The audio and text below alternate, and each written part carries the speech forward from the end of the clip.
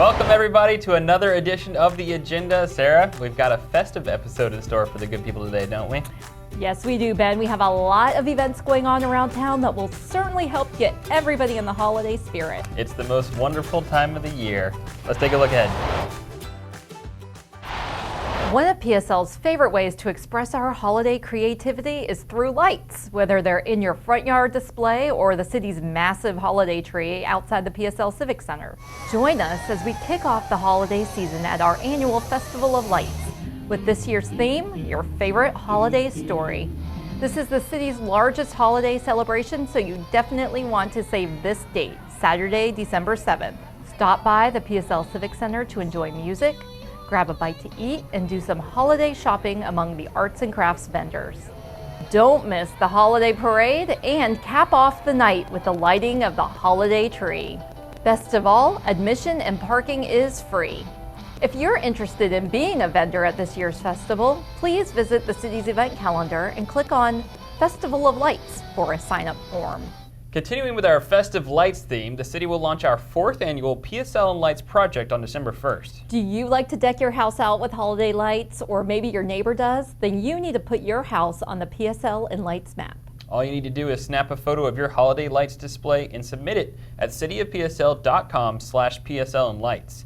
Starting December 1st, we'll begin adding them to the PSL and Lights map with their location and other details. This gives residents and visitors an easy way to find all the best light displays throughout the city. We're also working right now to bring back the popular PSL and Lights bus tour on December 19th, where we'll drive you and your friends and family to see some of the most dazzling lights in Port St. Lucie. Stay tuned to our PSL and Lights webpage for more details about the tours and some exciting new additions this year that we'll announce very soon. And since we're on the topic, let's talk about a couple of other fun festive events happening in Port St. Lucie this December. Be sure to stop by the Winter Wonderland Light Show outside the Port St. Lucie Community Center on Aroso Boulevard. This one-of-a-kind dancing light show will happen every evening in December from 7 p.m. to 9 p.m. New this year, the city's Parks and Recreation Department is hosting an outdoor movie night on Friday, December 20th at the Community Center Plaza. Grab a chair and enjoy some quality time with those you love. This is a great way to kick off holiday break if you have school-age children. Our busy December also includes the Special Needs Holiday Luncheon, a Santa Claus visit at Minsky Gym, and Pancakes with Santa. Keep our event calendar bookmarked on your computer for times, dates, and details for all of these holiday happenings. Providing exceptional customer service is a top priority for the City of Port St. Lucie's government organization. And now we have a new and improved way for residents to connect with City Hall. The new One PSL system allows residents to navigate any type of city-related question or issue as easily as possible on the platform they feel most comfortable using, whether that's in a mobile app, the website portal, or a phone call. The new all-in-one system is your 24/7 City Hall. The One PSL mobile app has replaced the Access PSL app and is available for free on the Apple App Store or Google Play Store. Citizens can use One PSL to request services, pay their utility bill, ask questions, learn about city news and events, or pinpoint an issue location using GPS. Those who prefer to speak with a person can always call 772-871-1775, which is 871-1PSL, at any time of the day to reach a One PSL navigator who can assist with questions or requests. If you're on your computer, you can also access the One PSL web portal at cityofpsl.com/1PSL.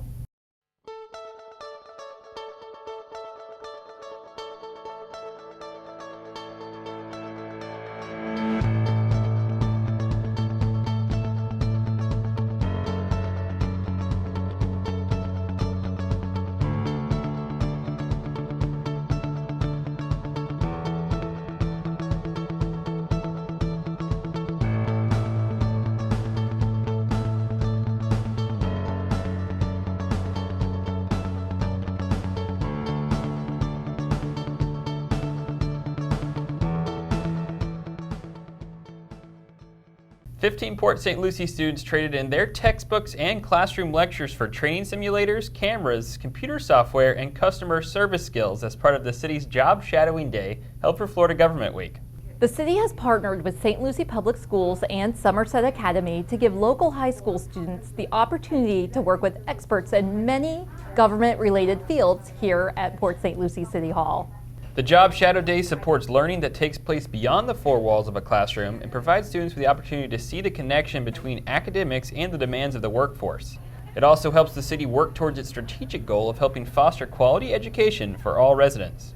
I've been kind of struggling on what I want to do in the future, so the advice that people have given me today has really helped me kind of figure out what I want for my future. So today I followed around Avi, and he taught me specific angles and how to use them, and then we also got to hear bits and pieces of what everyone else was doing and see what they were doing through their day, which I thought was pretty interesting. Not a lot of places give opportunity like this, and to be given the opportunities, it helps you not only take a step further into your career process or planning, but it also helps you understand what road you need to take or how to better prepare yourself. Well, we did it again. The city of Port St. Lucie was recognized as one of the best places to work in St. Lucie County. This is the 12th year the city has earned this prestigious honor. Port St. Lucie Human Resources staff accepted the award on behalf of the city at the 18th Annual St. Lucie County Best Places to Work Awards. One of the interesting things is that we get the results from all of the other entities that have entered the contest. So from there we can get ideas to better enhance our program for our employees. A total of 37 different measurements were used to determine St. Lucie County's best places to work. Well, if you follow the news closely, you know the current situation regarding animal shelters in the county has changed recently. Here at the agenda, we wanted to make sure Port St. Lucie residents have the most accurate information straight from the source. We spoke with Port St. Lucie Police Chief John Bolduc and Animal Control Supervisor Brian Lloyd to give us an update. Hi, I'm Chief John Bolduc with the Port St. Lucie Police Department. I'm here with Animal Control Supervisor Brian Lloyd, and we're at the St. Lucie County Temporary Animal Shelter. And we just want to share some information with the citizens of Port St. Lucie. So, Brian, the contract with Second Chance Shelter ended, and we're now working with the county, and we're waiting on an RFP to go out. What has changed in the animal services to our citizens? We haven't cut any kind of services to our residents whatsoever. The only major change we've had is the new Trap, Neuter, Vaccinate, Return program that we have going on. We're no longer trapping feral cats for the purpose of taking them to a shelter for euthanasia. Instead, we're trapping them for the purpose of vaccinating them, spaying and neutering them, microchipping them, and returning them back to the place where they were picked up from initially. Outstanding. So if a citizen wants to surrender their animal for some reason, they can't take care of it anymore, they can still just call 911, or they can come by the Port St. Lucie Animal Control, right? That's correct, yes. We still have that available. And we're still at 1133 Southwest South Mosquito Boulevard.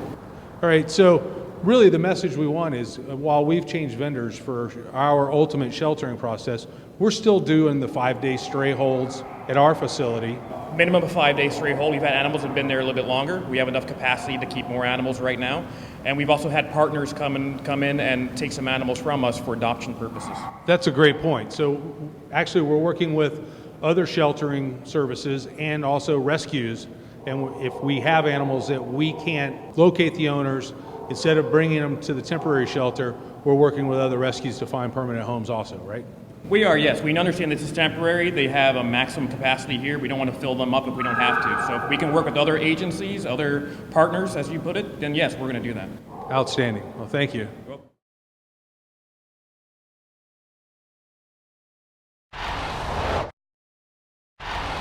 The new season of Student Perks kicked off on October 28th at Port St. Lucie City Hall.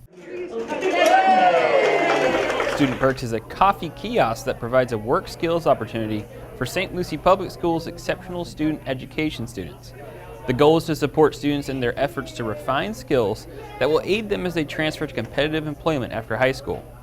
These St. Lucie West Centennial High School students will be at City Hall Thursday mornings during the school year from 8:30 a.m. to 10 a.m. Stop by and grab a cup of coffee. The Parks and Recreation Department launched the first River Nights of the season on October 10th.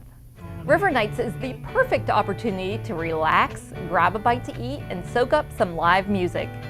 It was great to see our visitors back out on the banks of the St. Lucie River enjoying this monthly event. River Nights happens on the second Thursday of each month through April from 5:30 p.m. to 8:30 p.m.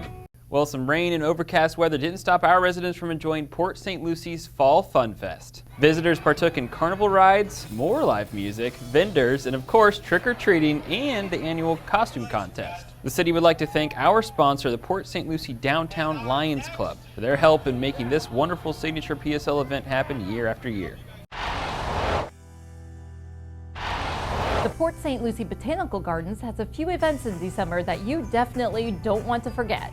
Cars of Our Lives is a family-oriented vintage car show featuring vehicles from 1900 to 1994, happening on Saturday, December 7th from 9 a.m. to 3 p.m. at the Gardens.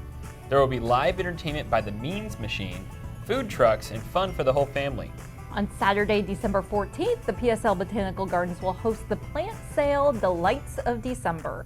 Stop in and shop for that special gift or plant while enjoying holiday music and cheer. Don't forget to bring the kids for fun with Santa from 11 a.m. to 1 p.m. Bring your camera and take a picture with Santa and enjoy a morning and afternoon of fun. The following Saturday on December 21st, check out the Minsky Gym Community Garage Sale to find that last-minute holiday bargain. This popular garage sale is held the third Saturday of each month from 8 a.m. to noon at Minsky Gym on Darwin Boulevard. This month's Employee Spotlight highlights two of our amazing Port St. Lucie police officers who are working every day to help Port St. Lucie continue to be the safest large city in Florida. School Resource Officer Michael Casey was recognized in October as First Responder of the Month by iHeartMedia, The Wave, and Freeman Injury Law. Officer Casey has been a school resource officer for 3 school years and has been instrumental in some important student-related investigations. He's also the lead advisor of Explore Post 411. He has trained explorers for several state competitions in which they have done extremely well under his leadership, with first place trophies in drill and ceremony and honor guard. Over the past 2 years, he's helped explorers raise over $20,000 in fundraising, which will help send them to the national competition next year. We also want to congratulate Master Officer Scott Morrell, who was selected by the St. Lucie County Chamber of Commerce as the Port St. Lucie Police Officer of the Year at the Business and Industry Awards ceremony. He is currently assigned to the Neighborhood Policing Bureau as a patrol officer. In addition to his police duties, he holds the ancillary assignments of Uniform Crime Scene Investigator and Field Training Officer. We're out of time with this episode, but make sure you follow us on all the major social media platforms for constant updates on what's happening in your hometown. And if you have any questions about the topics covered in this episode, just visit the city's website at cityofpsl.com. I'm Benjamin Elliott. And I'm Sarah Prohaska. See you next time.